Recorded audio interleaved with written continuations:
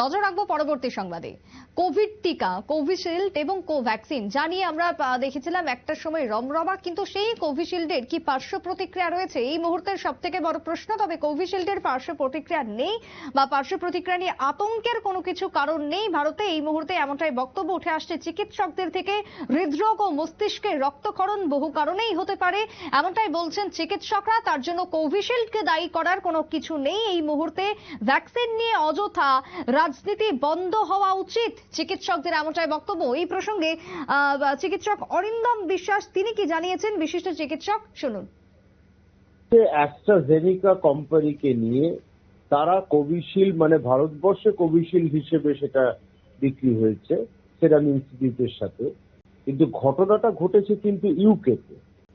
ওখানে 51 জন মামলা করেছিল এই কোভিশিল্ড ভ্যাকসিনের ক্ষেত্রে, এর বিরোধিতা করে যে এর থেকে অনেক পার্শ্ব প্রতিক্রিয়া আসে।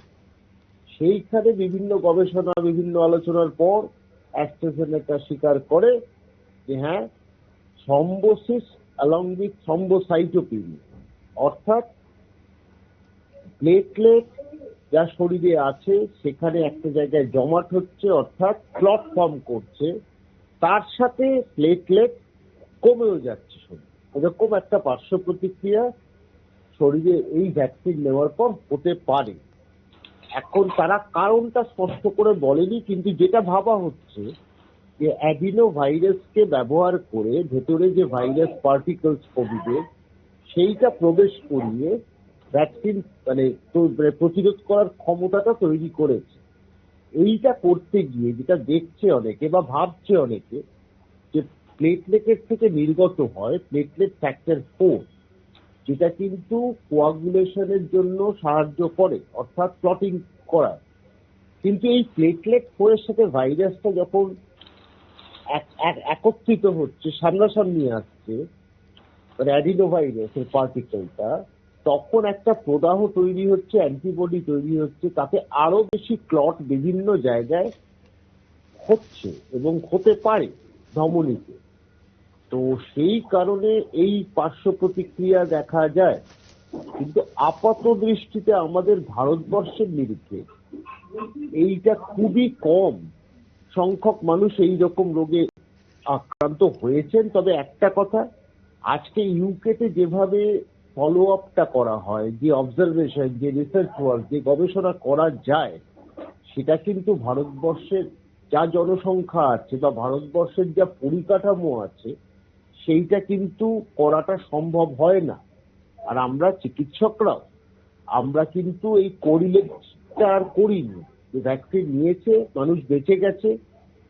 এইবার প্রশ্ন হয়েছে যে কেন এই নিয়ে এত প্রশ্ন। কারণ আমরা চিকিৎসকরা একটা বলেছিলাম ভ্যাকসিন দরকার, কারণ সেই সময় ওই দুর্বিষহ সময়টা, ওই যন্ত্রণার সময়টা মানুষের মৃত্যুর ঢল নামছিল। সেইখানে সেটাকে আটকাতে গেলে বা রোগটাকে প্রশমিত করার জন্য ভ্যাকসিন প্রয়োজন ছিল। কিন্তু এই ভ্যাকসিন যখন ফেজ 2-তে মানে কয়েকশো মানুষের ওপর যখন ট্রায়াল হয়েছে, তখনই এই ভ্যাকসিনকে লাইসেন্স দিয়ে দেওয়া হয়। সেটা একটা অসুবিধা।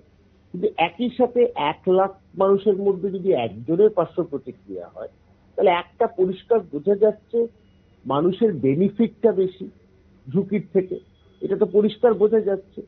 কিন্তু এবং এটা ভ্যাকসিন কাজও করেছে।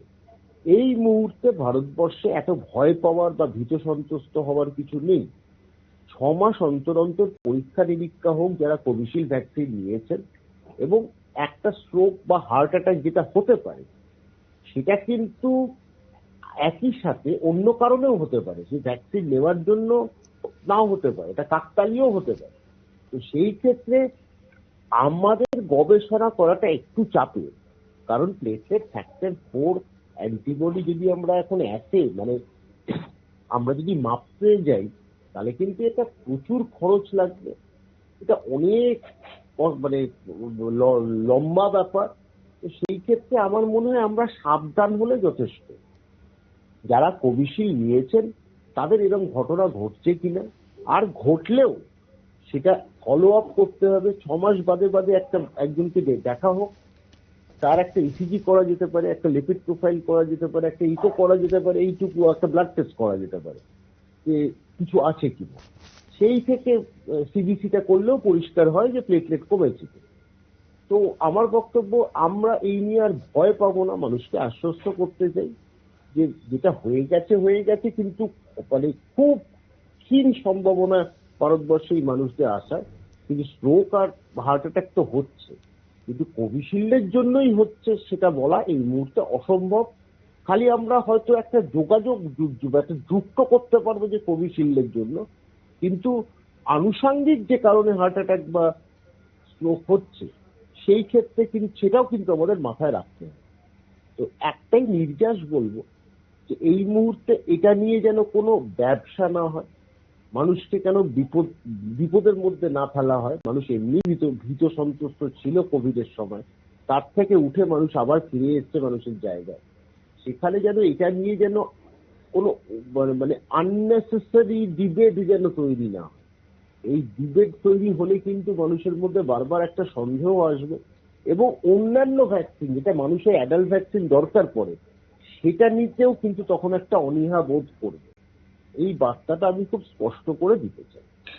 ডাক্তারবাবু, এই রিপোর্টটা যখন প্রকাশ্যে আসলো তখন আমাদের দেশে নির্বাচনেও কিন্তু এই কোভিশিল্ডের পার্শ্ব প্রতিক্রিয়া সম্পূর্ণ ইস্যু হয়ে গিয়েছে, এবং প্রধানমন্ত্রীর কেন চুপ এই বিষয়ে বিরোধীরা কিন্তু প্রধানমন্ত্রীকে আক্রমণ করছেন। কি বলবেন আপনি?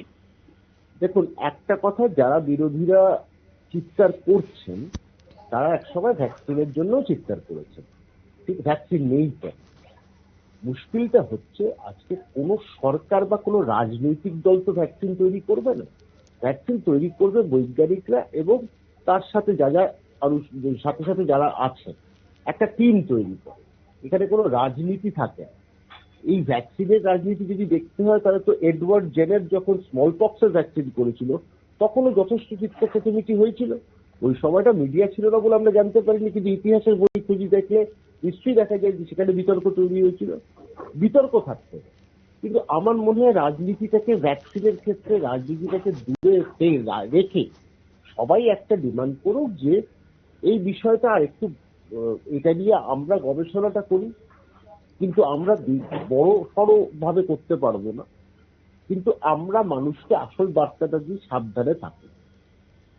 এই সময় মানে আমার এটাকে রাজনীতিকরণ করাটা অত্যন্ত বোকামো হবে, বাতুলতা হবে, এবং সেটা মানে মানুষের রাজনৈতিক নেতাদের ওপর নির্ভরতা অনেক কমে যাবে। কারণ এটা কোনো ইস্যু নয়, ইস্যু নিশ্চয়ই মেডিকেল ফ্যাকাল্টির জন্য ইস্যু, কিন্তু এটা পলিটিক্যাল ইস্যু নয়, এটা কিন্তু স্পষ্ট করে বলতে পারি।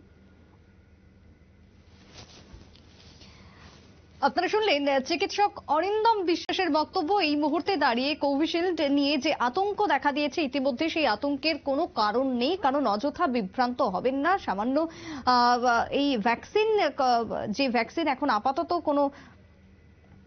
কোনো ক্ষেত্রে বিশেষ কারণ নয়, হৃদরোগ এবং মস্তিষ্কের রক্তক্ষরণ যে কোনো ক্ষেত্রেই হতে পারে, তার জন্য কোভিশিল্ডের কোনো পার্শ্ব প্রতিক্রিয়া নেই, এমনটাই জানাচ্ছেন চিকিৎসকরা। তবে আতঙ্কিত হওয়ার কোনো কারণ নেই ভারতে এই মুহূর্তে, এমনটাই বক্তব্য উঠে এসেছে। তবে একদিকে গরম যেরকম রয়েছে, সেই গরমে সুস্থ থাকার জন্য অধিক পরিমাণে জলপান করুন।